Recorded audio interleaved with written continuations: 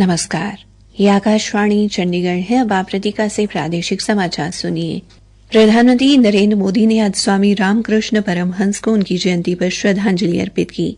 एक social media post में श्री मोदी ने कहा कि स्वामी रामकृष्ण परमहंस की मां काली के प्रति गहरी भक्ति ने उनके अनुयायियों को काफी प्रभावित किया। स्वामी रामकृष्ण परमहंस एक ऐसे संत थे जिन्होंने मां काली का स्पष्ट साक्षात्कार किया। वो कहते थे, ये संपूर्ण जगत, ये चराचर सब कुछ मां की चेतना से व्याप्त है।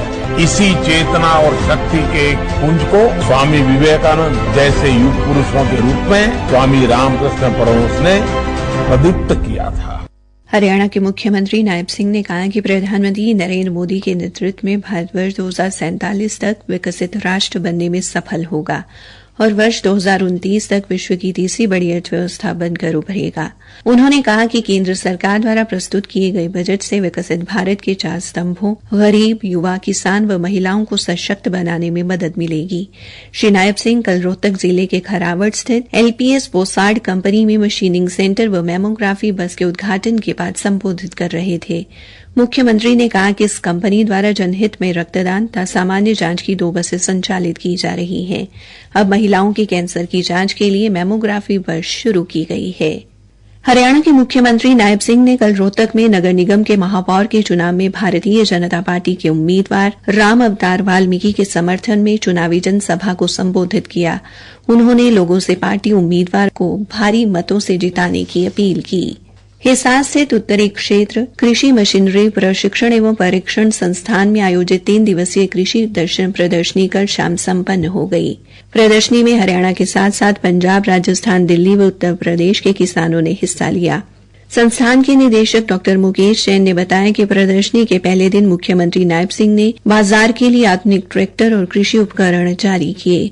दूसरे दिन कृषि मंत्री श्याम सिंह राणा ने प्रदेश के उत्कृष्ट कार्य करने वाले किसानों को सम्मानित किया। डॉ जैन ने बताया कि कृषि मेले में ड्रोन का भी खूब बोलबाला रहा। ड्रोन कंपनियों का बड़ा बोलबाला था। इस बार ड्रोन कंपनियों ने नए ड्रोन्स का लॉन्च किया। पराली प्रबंधन के लिए एक कंपनी ने हाफ फीड कम्बाइन हार्वेस्टर बोलते हैं, जो पराली को बिल्कुल नीचे धरती से काटेगा, उसको ऊपर दानों को झाड़ने के बाद पूरी पराल को वैसे के वैसे फेंक देगा, ताकि उस पराल को जैसे बासमती चावल वगैरह के अंदर पूरा पराल इस्तेमाल हो जाते हैं, चाहे वो चारे के तौर पे इस्तेमाल करें, चाहे पैकेजिंग में इस्तेमाल करें, तो उसका भी उन्होंने लॉन्चिंग किया। इस 3 दिन के मेले के अंदर लगभग 1,48,000 किसानों ने भाग लिया। उन सबका पंजीकरण किया गया और पंजीकरण के आंकड़ों से ड्रा भी निकाला गया, जिनको रोटावेटर वगैरह दिया गया।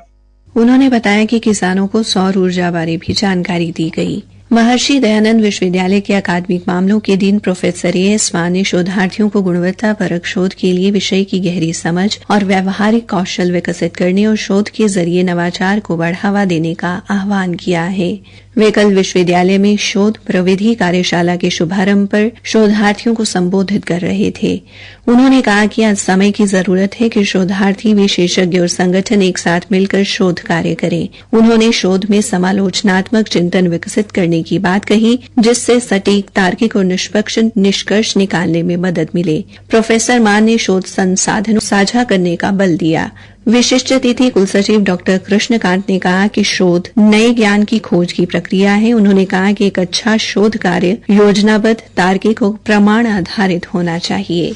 खेलो इंडिया शीतकालीन खेलों का दूसरा और अंतिम चरण पर्याप्त हिमपात न होने के कारण स्थगित कर दिया गया है। ये खेल प्रतियोगिताएं पहले जम्मू कश्मीर के गुलमर्ग में 22 फरवरी से शुरू होनी थी। गुलमर्ग के कंगदूरी और गोल्फ कोर्स क्लब में alpine skiing, Nordic skiing, skiing mountaineering और स्नो बोर्डिंग की प्रतियोगिताएं होने वाली थी।